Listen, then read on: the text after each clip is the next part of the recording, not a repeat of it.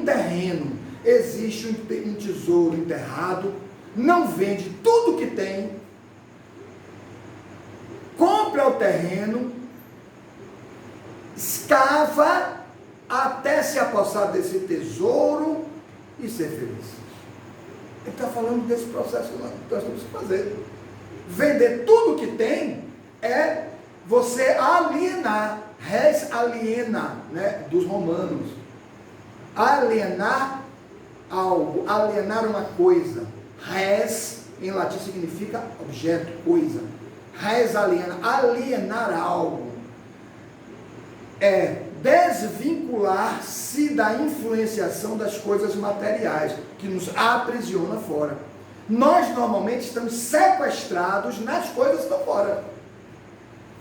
Aí ficamos lá.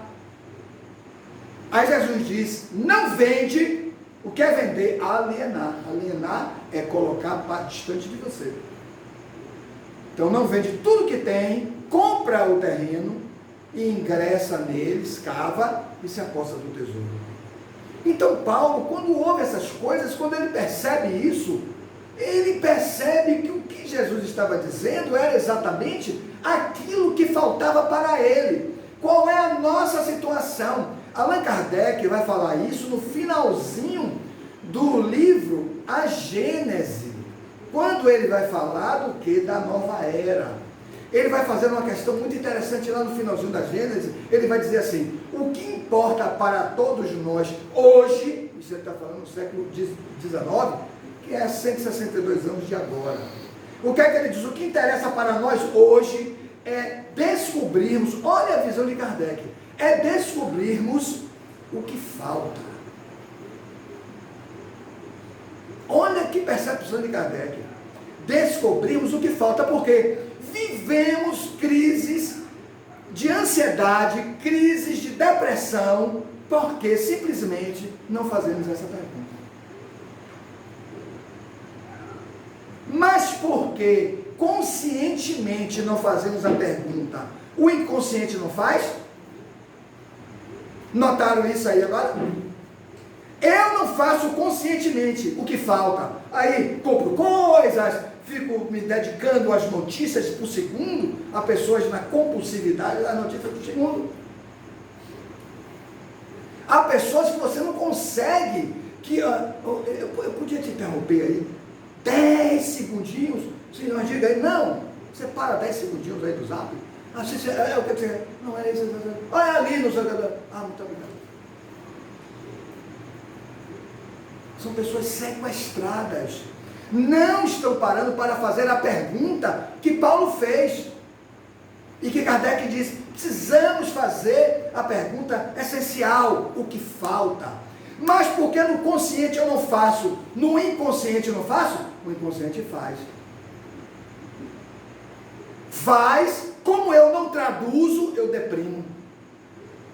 Aí eu vou para o médico, rapaz, está depressivo, porque aí o médico faz a dosagem de todo o quimismo cerebral, serotonina, noradrenalina, dopamina, que são os hormônios responsáveis pelo desenvolvimento da vida, pela alegria, né? Por toda a vitalidade. Aí você vai tomar o medicamento para fazer a compensação, porque o seu cérebro não está produzindo. Mas não está produzindo porque não estamos fazendo a busca que Paulo fez. Por isso Paulo se alegra, Paulo se modifica, ele fala no homem novo. Olha como ele traduz essa realidade, homem novo. Chegando ao ponto de dizer, desperta, ó tu que dormes, levanta-te dos mortos. Ele não estava falando dos mortos fisicamente, ele estava falando dos mortos vivos, aqueles que não despertaram. Desperta, ó tu que dormes, levanta-te dos mortos, e Cristo te iluminará, como fez com ele. Paulo dava uma orientação com base no que ele viveu.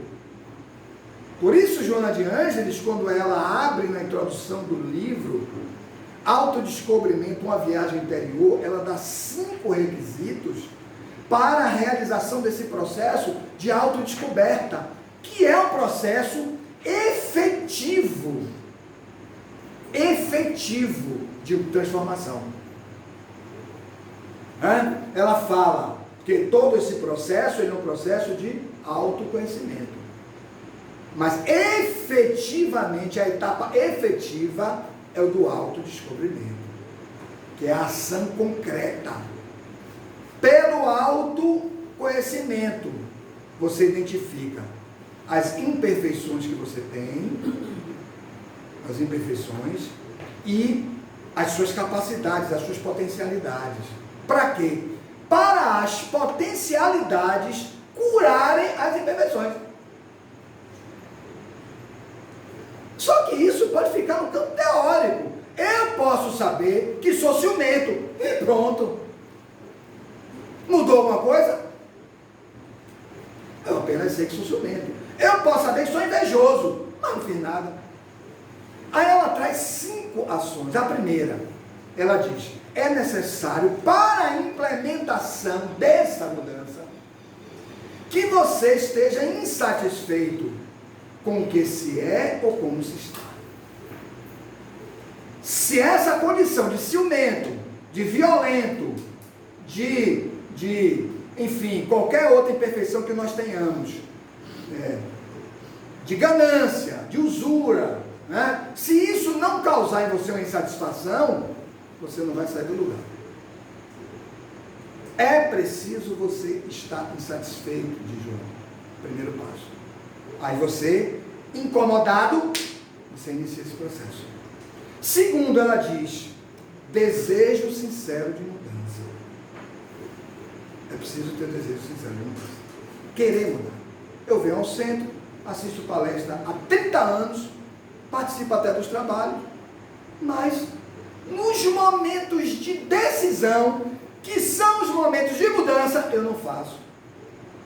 Eu mantenho o mesmo padrão. Mas eu tenho 30 anos. Eu acho que ninguém aqui tem idade da casa, 60 anos, dentro da casa trabalhando, né? Aí são os fundadores lá mais para trás. Tem, olha aí, tá vendo? Então temos aqui um exemplo, não é não? Seu Moacir, com certeza, é isso. Então, esse investimento, desejo de mudança.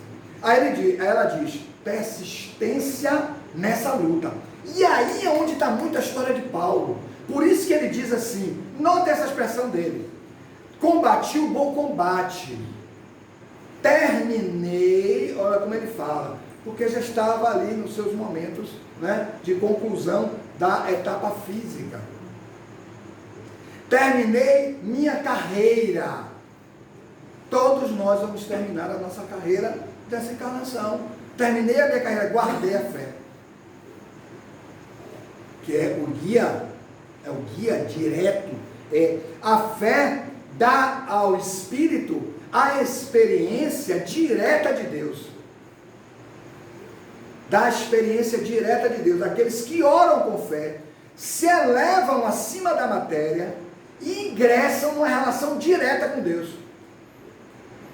Tanto que há relatos de pessoas, né? Pierre Weil mesmo escreveu uma obra, Estados Alterados de Consciência, onde ele vai com vários casos de pessoas que oraram com tanta fé, que entraram no êxtase, que é um estado muito avançado de percepção do que é espiritual, da essência da espiritualidade, que voltaram convertidos. Voltaram transformados. Já não era mais aquele cara problemático, embirrento, impositivo. Não. Os caras entenderam o que era a vida. Entenderam o que era a vida? Então, ela diz: desejo sincero de mudança, persistência. Persistência. Porque há núcleos energéticos inferiores em nós que vão lutar para continuarem dominando o nosso psiquismo. Joana de Ângeles, no livro Em Busca da Verdade, no primeiro capítulo, ela vai falar sobre o embate dos dois eus. Um eu elevado e um eu demoníaco, como era a expressão utilizada por ela e na época, um eu demoníaco, um eu inferior. E ela diz, vai haver um grande embate, uma grande luta.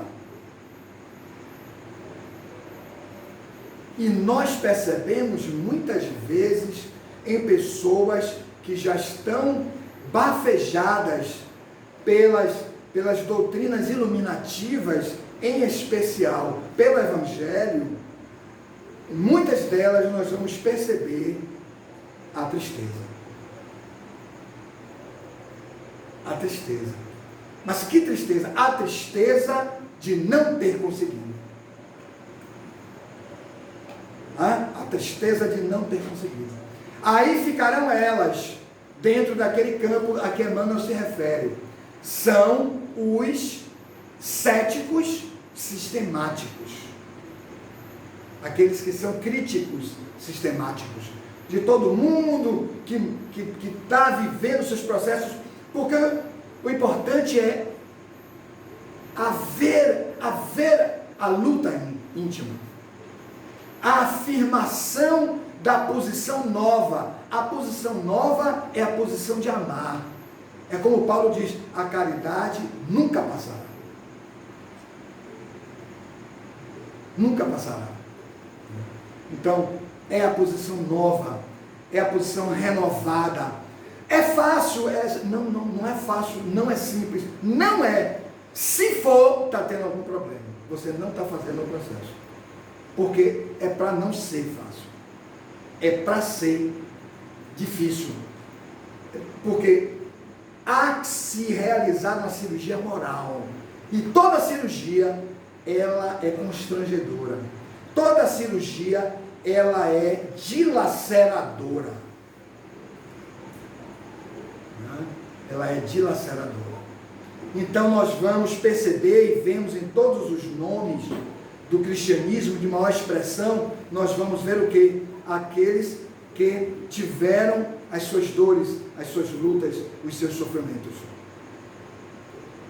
Hoje não temos mais crucificações, né? Ninguém vai abrir mais, não, crucifica o homem aí.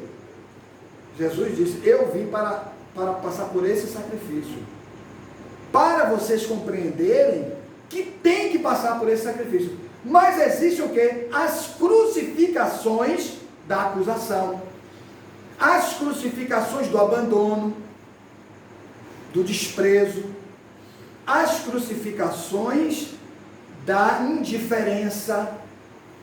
Quantas vezes estamos nos lugares, nas situações, nas coisas, e somos tratados com indiferença? Muitas vezes. Muitas vezes, às vezes até dentro da própria família.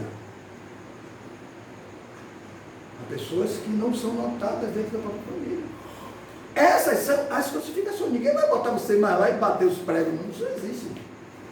Bezerra de Menezes diz assim, ele diz assim, as pessoas querem alcançar a cristificação, tornarem-se cristos, sem passarem pela crucificação. Aí ele diz, isso não é possível. Porque o próprio Cristo veio sabendo que ia ser crucificado. Como a dizer, olha, estão me vendo, né? Vocês também serão. Quem não for, não fez o processo ainda. Vai ter que ser. Então, todos aqueles que se omitem, que fugem, né, que fogem, todos aqueles que dão dribles nas situações difíceis da vida, é o filho difícil, é um país complicado, é um país difícil, vão dando os dribles, não estão dando dribles nenhum, estão adiando esse encontro. É um adiamento desse encontro. Por isso é necessário aquecer, anuir, concordar com o planejamento reencarnatório que cada um de nós fez. Porque somente nele temos a garantia e a certeza de que estamos caminhando nesse calvário. Cristo caminhou, a caminhada longa de quedas. Olha como ele montou toda essa trajetória de uma forma muito inteligente e educativa. Das quedas, dos auxílios, ele foi auxiliado, né, para levar a cruz, né, dos auxílios que todos nós precisamos. Notem como ele estabelece. Ele não precisava passar por nada daquilo, não precisava. Mas ingressou no corpo físico para passar por isso, em corpo físico. E para ensinar que era necessário passar. Né? Então ela diz, persistência, teremos dificuldades com espíritos, que nós na doutrina do Espírito chamamos de obsessores, que vão trabalhar, vão dificultar, mas vamos seguir. Paulo chegou ao ponto de dizer, o bem que eu quero fazer eu não faço, mas o mal que eu não quero mais fazer, eis que eu ainda continuo fazendo. Então notemos como esse processo, ele não é um processo simples, ele é um processo sofrido. Qual é a diferença? A diferença é que temos que desenvolver a consciência sobre ele. Se você tem a consciência sobre esse processo, você consegue administrar as forças. Fazer a oração, que se elevar em espírito, para renovar as suas capacidades para passar. Mas tem que passar. Não há como não passar. Há como adiar, mas vai ter como passar lá na frente. Não tem como enganar. Não, o brasileiro é bom de futebol, daqueles dribles e tal. Mas no processo espiritual não temos como dar dribles. Temos que passar. Porque as cirurgias de saneamento desses conteúdos internos, a que Joana de Anjos se refere, a que Paulo se refere, a que Jesus se refere, a que Bezerra de Menezes se refere, como vimos na noite de hoje, são inevitáveis, são inadiáveis. Se adiamos, sofremos. Se adiamos, sofremos. Se enfrentamos, nos alegramos, embora as dores, embora os abandonos, embora os combates, mas nos alegramos. Por isso que Paulo diz, eu combati um bom combate, que é interno. A mudança interna, criando nova estrutura e nova condição para ver, tanto sim, que depois ele vê muito. Olha a condição dele. A intuição dele, em razão desse bom combate, em razão dele não ter mais núcleos tão negativos vibrando, abriram a percepção e ele vai falar coisas que vão acontecer 3.000 anos lá na frente. É muita coisa. Porque o que a gente chama de tempo não é tempo. No outro dia vamos falar sobre tempo aqui. Tempo não é tempo. Tempo é conjunto das condições, conjunto das possibilidades, dos recursos para fazer. Isso é tempo. Quando fecha o tempo, eu quero, não. Agora, conjunto das condições fechou. Você vai ter que se habilitar para, meu Deus do céu, eu quero a reencarnação agora. Amigo, a programação é daqui a 300 anos para você. Você vai ficar sem trabalhar no mundo espiritual? Não, há muito o que fazer no mundo espiritual. Há muito o que fazer. Alguns, inclusive, conseguem autorização, se preparam, estudam, ampliam a fé, ampliam a vontade, a disciplina e fazem o quê? Fazem contratos, ajustes com médiuns. Olha, esse cara vai reencarnar e ele é portador de mediunidade. Convença ele, você já atua no mundo físico, amigo. Já começa a atuar no mundo físico. Porque para você diretamente, agora, meu amigo, agora não tem. Então é nesse sentido, e Joana avança mais um pouquinho e diz, aceitar-se e vencer-se. E o quinto item, ela diz, capacidade para crescer emocionalmente.